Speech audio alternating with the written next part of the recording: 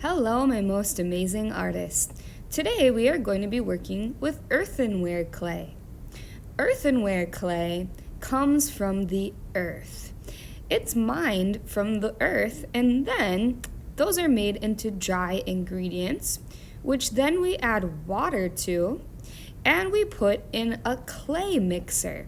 You can think of a clay mixer kind of like a mixer at home. Maybe when you're making cookies, you mix different ingredients together to make your final product. The same thing goes for clay to make it into something that we can use and put in a big clay oven called a kiln. We will be using coils today. A coil is a long snake of clay.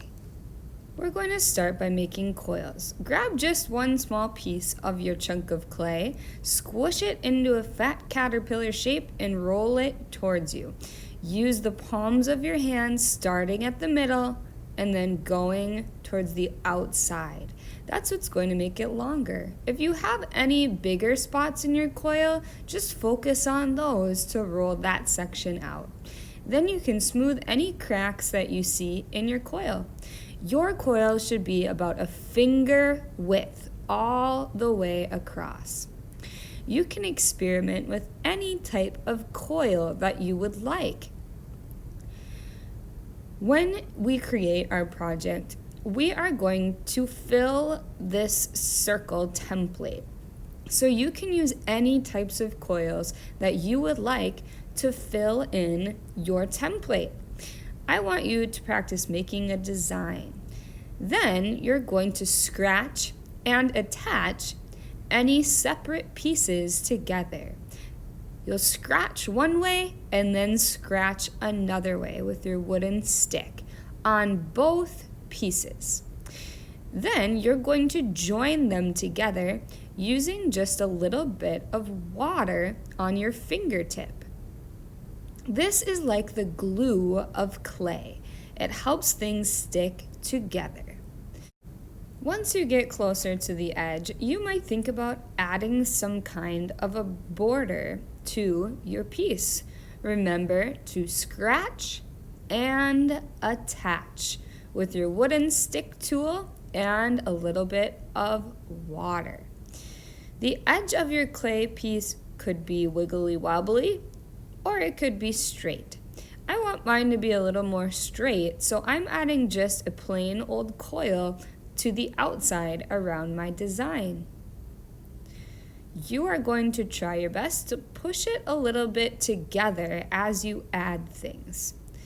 Then if you have extra coil at the end, you can just tear the extra off. If you don't have enough, just roll another coil.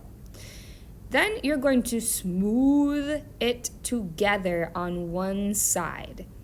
So you could use the not flat end of this wooden tool to smooth it, or you could just use your own thumb to smooth one side. Make sure you just smooth one because we want the other to still have your funky design. You want this to be as thick as a finger or as thick as a cookie. Boys and girls, you do not want these to be so super thin like a potato chip. You want them to be cookie width. Then you're going to use your roller to roll it and press it just a little bit. It should still be a cookie or maybe even a pancake width. Then you're going to carefully peel it off from your template and you'll still see your lovely design on the other side.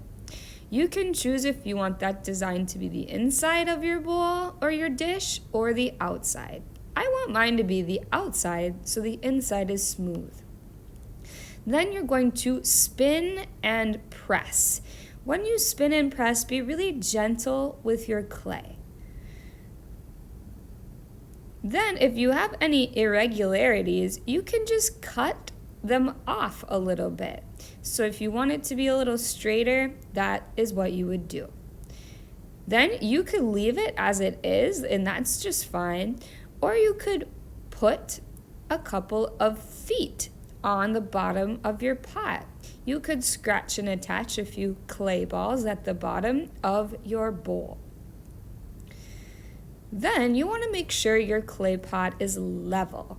So you might decide to push it a little bit on the table so those feet are flat. Then you are going to write your name on this small piece of paper and place it on the top of your dish. Here are the steps in case you forget. If you have any extra clay, please smush it into a ball and leave it at your table.